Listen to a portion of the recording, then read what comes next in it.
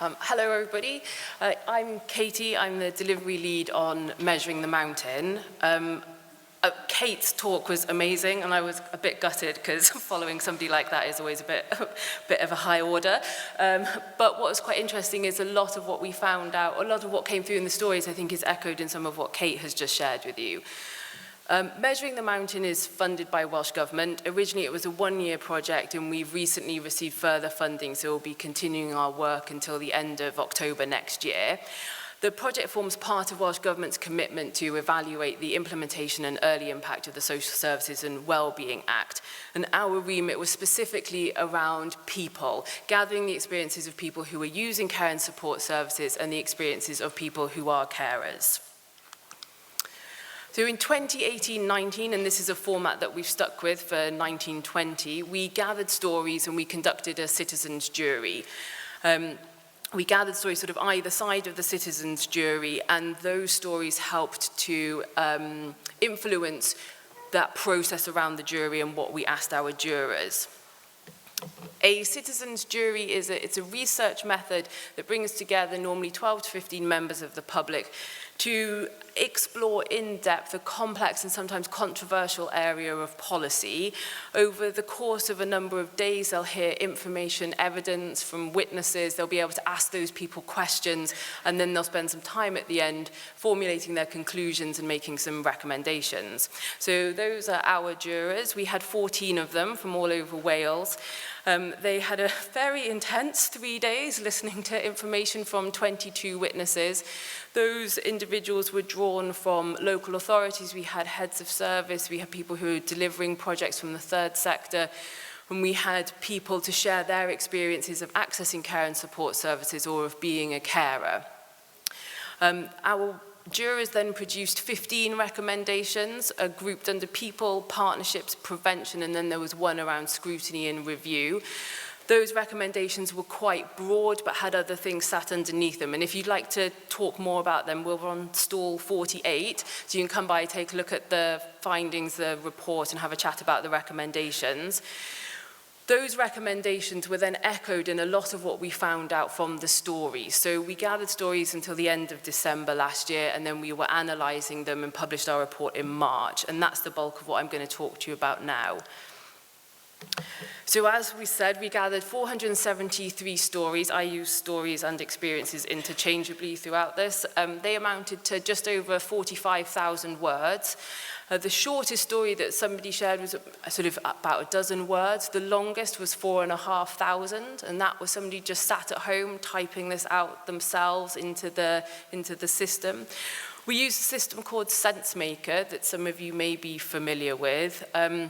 SenseMaker is a way of gathering people's stories, and then through a series of questions you add detailed context and perspective to what they've shared.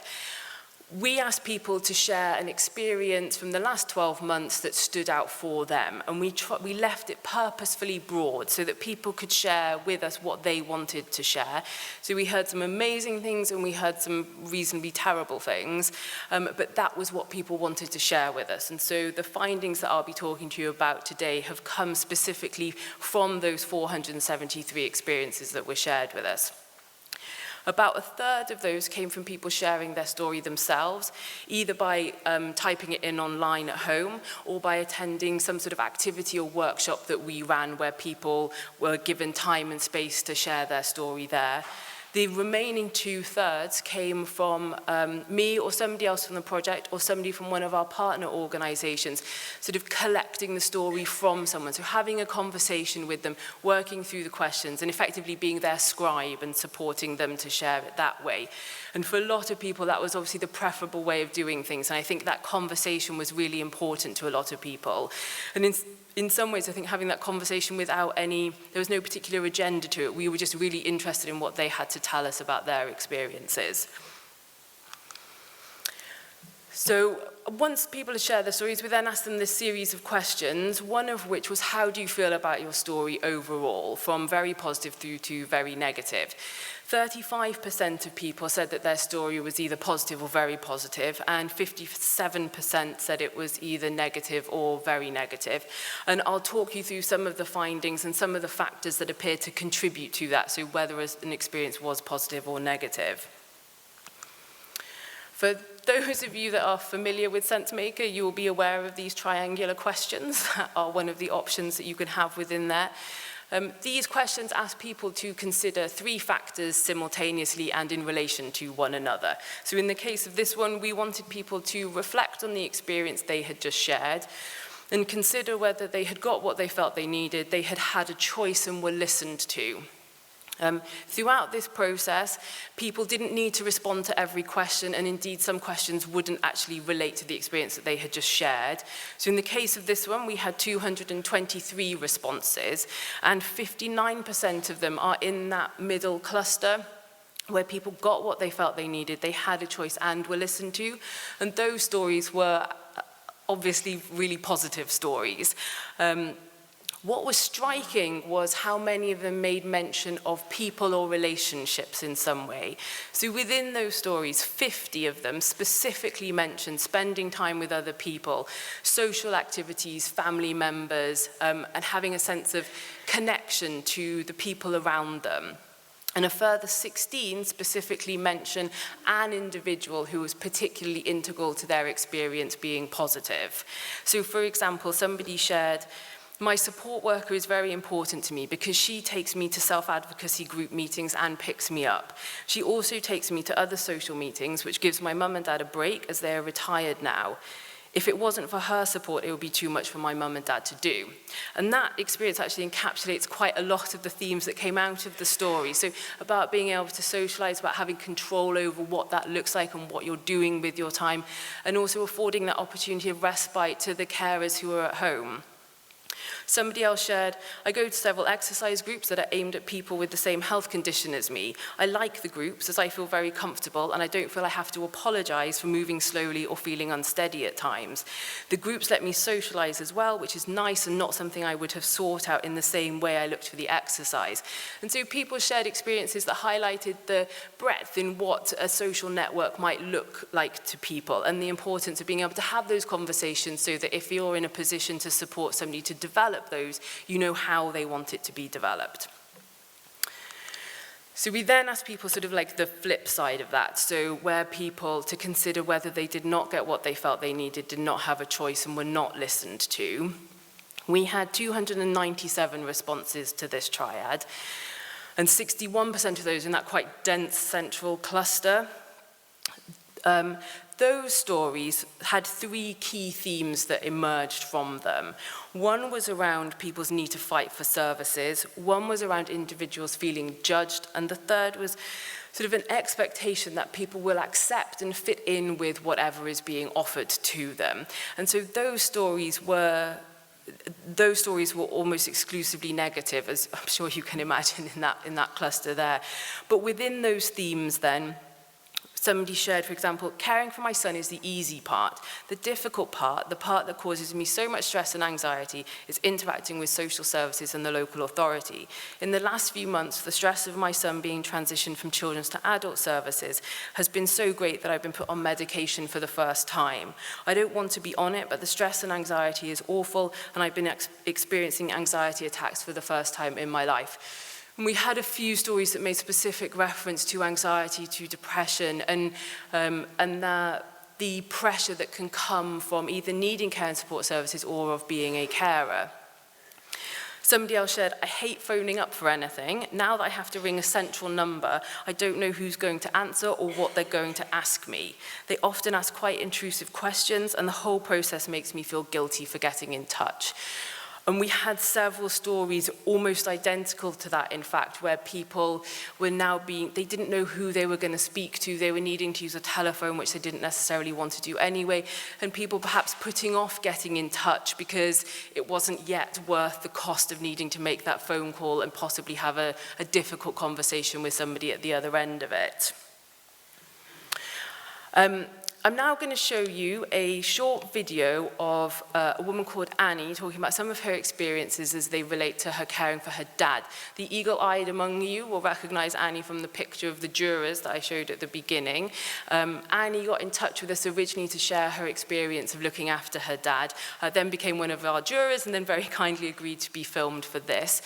Annie cared for her dad for about 10 years, and in that time, she often wasn't supported in the way that would have been helpful, and nor was her dad. And they had some very traumatic experiences together. But at one point, she was referred to a family support worker who proved really invaluable to making things easier for Annie. And now I need to work out how to make this play. Do I? Phoned them, had a very quick referral, went in to meet a support worker, a family support worker, and that was the first time really. So this person was for me as a carer, and it became vital. And the things I felt about her, Hannah, was that she was non-judgmental, that she was empathic, and she understood, and that she was on my side, and she believed me. And it's when you have that relationship with somebody that you just intuitively feel that. And that was beginning of a support relationship that lasted about 6 months, for the 3 months then that my dad was alive, how supportive she was of me, emotionally, mentally, and even of my rights and what I was entitled to, Dad. For me as a carer, how I was entitled to a carer's assessment. She would make phone calls for me. So she just felt really supportive. That the trauma of how he died was a shock, and it was like excruciating. I felt like my world fell apart, and I felt raw, like I'd been skinned alive. And that from family, friends, neighbourhood, like the exposure, it becomes then the shame and the guilt of that this is how my dad has died, and this really has to stay with me the rest of my life. This is the ending to his story. What really helped me keep going was having the family support worker, Hannah, so I continued to see her afterwards. I was just in such a state. But to know I could go and see her and to feel that she was an ally, of even the support then of going through from Dad having the inquest, the autopsy, to the funeral, to dealing with family members, like the aftermath really. And again, to have somebody who was on my side and supportive of me meant maybe the difference between life and death. That's what I said to her, is that in a way she probably saved my life. Apologies for the sound. Apparently my laptop speakers and the speakers in here generate a slightly different noise, but hopefully you could hear what Annie was saying then. And for her, that the relationship that she had with Hannah and the variety of ways in which Hannah as her support worker was able to support her was really, really important to her. And a few of the things that she said about just being listened to and being believed, that came through a lot in the positive stories as a real influence in whether or not somebody's story was positive or negative. So another of the questions that we asked people was around who influenced what happened, and in this case the options were around service user, carer, social care staff. So obviously some experience wouldn't have had all three of those people involved, but where they, and so the bottom corner, where we've got 51% of the stories, and this had one of the highest response rates, so we had just over 400 responses to this, and just over half of them are clustered in that bottom corner where social care staff are the primary influencers. And there would absolutely be situations in which that would make lots of sense. What was interesting, though, was when we compared the stories that are in that bottom corner to the stories in the central cluster of the negative triad, so where people aren't getting what they need, they're not being listened to, and they're not having a choice, 71% of those stories are the same. And what came through from a lot of these stories was this sense of people being out of control, of not really feeling involved in the processes that are happening around them and feeling unsettled a lot of the time.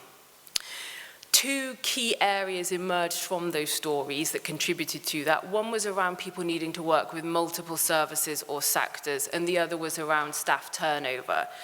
And so where people are needing to either work, maybe they're moving between health and social care, or their needs are being viewed as moving between health and social care, or in the case of parent carers, they shared a lot of stories about their child being supported by education and health and social services, and actually trying to juggle that was very difficult for people.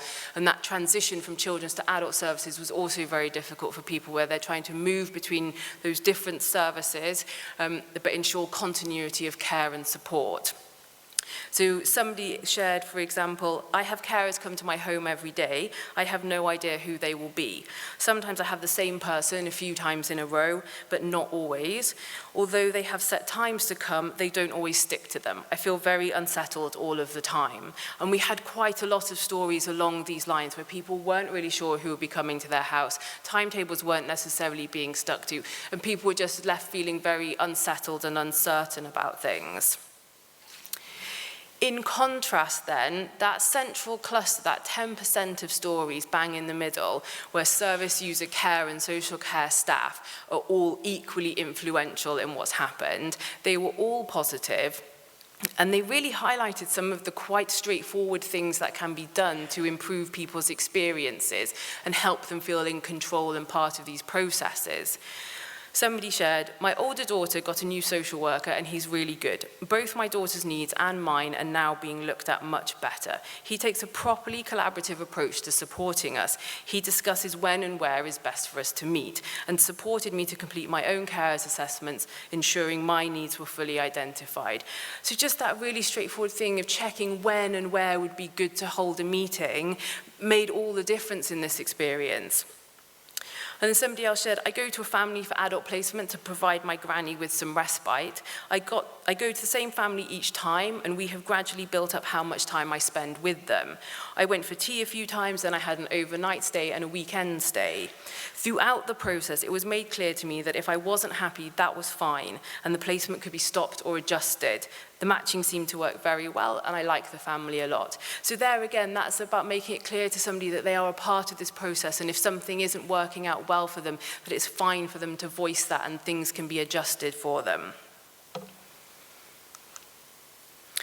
Just want to talk briefly about carers. As I mentioned at the beginning, when we looked at the stories overall in terms of how many were positive and how many were negative, 57% of them were negative or very negative. When you look at the stories that came from people in receipt of care and support services, that drops to 44%. And when you look at carers, it rises to 75%. About 38% of the stories that we received overall came from carers, and they highlighted some of the issues that are more specific to carers and make their experiences more challenging. So although their stories covered a lot of the themes that we've already discussed, and particularly around that working with multiple providers and moving between services, they then also made specific reference to carers assessments and to respite services.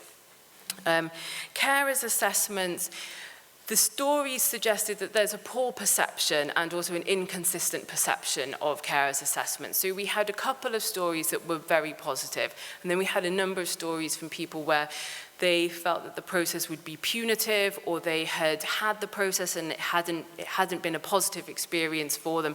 They'd been offered support that had then never materialized, for example, or people had sort of been told, well, you can have this assessment, but it's only going to apply to your caring responsibilities in relation to 2 of your 6 children, even though all 6 of them had needs that meant they needed caring for. So there's a lot of inconsistency in them, and people's perceptions of them are not great. And then in relation to respite, we had several experiences highlighting how valuable good respite is to people, and then a number that highlighted the difficulties that arise if an experience with a respite service goes badly, because it's then very off-putting for any future attempts at interacting with those services. And also a number of people shared stories that highlighted the lack of diversity in provision around respite. So people saying they'd really like to be able to go out for an evening or have something more spontaneous they could call upon if, for example, another family member was in crisis and so now they need to go to A&E. Ideally, they would like somebody to come and be able to support the cared for person rather than then try and shift everybody down to the hospital or to deal with this other crisis, whatever it might be. This is Dennis. Dennis cared for his wife Joyce for about 10 years. She had Alzheimer's. He cared for her for most of that time. She moved into a care home just towards the very end of her life. This is him talking a bit about his routine with Joyce and how useful he found that, both in terms of him knowing that he was getting things right and in terms of ensuring a consistency for her, but also flagging some of the areas that he, with hindsight, recognises were a bit more challenging. Dennis speaks incredibly positively overall of the support that his wife received and of how that all worked out for the pair of them. There's just a couple of things that are useful learning, I think, in terms of things that with hindsight he's identified. Do I need to press something? Or? Now, from first thing in the morning, in my particular case, it would be giving Joyce her medication. Then we would have a cup of tea in bed, come down, have our breakfast. Once we finished breakfast, the carer would be here to take personal care for Joyce. Now, when it got to the stage of incontinence, that became very, very difficult for me to handle. And it was then that the carers had to come more frequently. But it's also the case of knowing, where do I go for the pads? What do I need? What size do I need? This I found difficult because it was all very well when I had children to change the nappy, but this was a different experience totally. It wasn't until after some 6-9 months that I found out the different types that were available to me. Once that problem was resolved, again, it made caring that much easier. But it was a case of finding out this information. So what Dennis has just shared there was an issue that came through in a number of the stories in relation to information. So one of the questions we asked people was to consider whether the information they had received, if they had received any, had been useful. You can see the responses on this graph. The far end, that far end, there's about 200 stories in those first two bars, and that is where people did not receive any information that was useful to them. The middle higher bars, that's where it was about right, and those stories were obviously very positive, and then the other end was where people had received so much information that they felt overwhelmed. But within those stories at that far end, where people aren't receiving information that was useful to them, there were three key things that came out from that. One was about people not being kept informed about changes to their own care or support or to that of their loved one, so things just sort of being suddenly landed on them. The other was around difficulties in finding information or knowing what information is available, and that was what Dennis was really just talking about. You don't know what you don't know, and so sometimes having people offer things to you would be really useful. And I understand that the provision of information is always a challenge because people want information at different times and at different points and in different quantities. But certainly when it's got right, it has a huge positive impact for people. And then the third theme was around information being inaccessible for people that it's intended for. This came through particularly strongly from people with visual impairments, all of whom relayed examples of needing to ask multiple times for information to be provided in a format that was accessible to them. In contrast then, the positive stories in that middle section about information included things like this one. Having people on the end of the phone that I can ring for advice, information and support has been so important. I'm so grateful to them for everything they do for me and for helping me and my husband. Being listened to and being able to speak is a lifeline. And again, that just comes back to that very human want to be listened to be heard and to be responded to. And somebody else shared, my pharmacy provide my prescriptions and all the dosage information to me in large print. They do this every time without me needing to ask. It's very helpful. And then this is just Dennis again speaking briefly about his relationship with his GP and how useful elements of that were. When you're caring for the length of time that I was, 10 years, the very beginning of caring is nothing like the end. The deterioration that takes place during that time is considerable. Without the help of the GP and the district nurses who prepared me for different things that would happen through the stages of caring. And it was with that information that I could cope, knowing what was going to happen and what the next stage was. And it made it much easier to know the process rather than be left. And when something happened, panic mode came in to find out, how do I cure this? What have I got to do now? So the GP again was so very helpful in preparing me stage by stage throughout caring for Alzheimer's.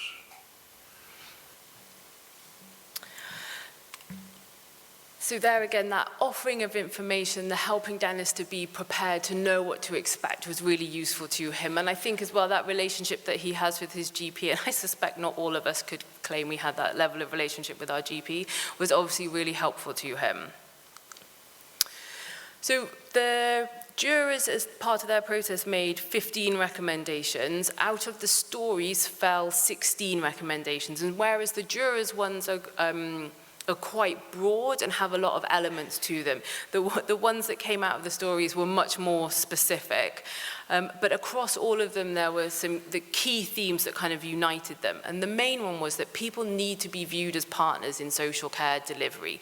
And where that's happening, where individuals and service providers are working together, that makes such a difference to people's experiences. And it comes down to really quite straightforward things, as we said before, about checking when would be good for an appointment and offering information to people. So within that then we had some themes around valuing carers more and making sure that they're being supported as well as they can be, improving transitions between services and between providers, which I think is something that everybody within the sector is working towards, making more offers of support and information. So rather than waiting for people to reach crisis point or waiting for people to identify what they think they need or want, if things can be offered to them, it's really helpful. And that's where the expertise of the social care workers comes together with the expertise of the individual. The individual knows what challenges they're facing. The social care worker knows ways that that can be addressed and they can be supported.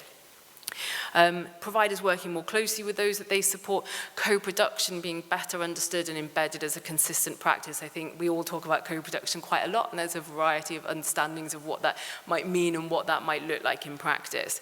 Streamlining systems so they're easier for people to navigate and engage with. A number of people shared stories about the kind of this idea of a battle to get the right services and support, and the more we can do to reduce that for people, so much the better.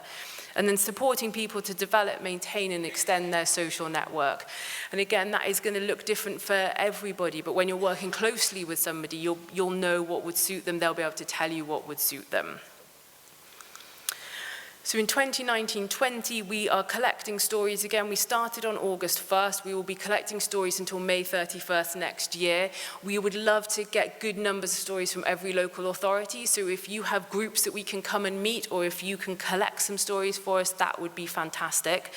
And in May of next year, we will be hosting a second citizens jury. We are on stall 48, which is between you and lunch, so you will be passing us. We've got copies of our reports and contact information. Please come by, have a chat with us, ask us any questions. All of our reports and resources are available on our website, and you can follow us on Twitter as well. Okay, great. Thanks very much, guys.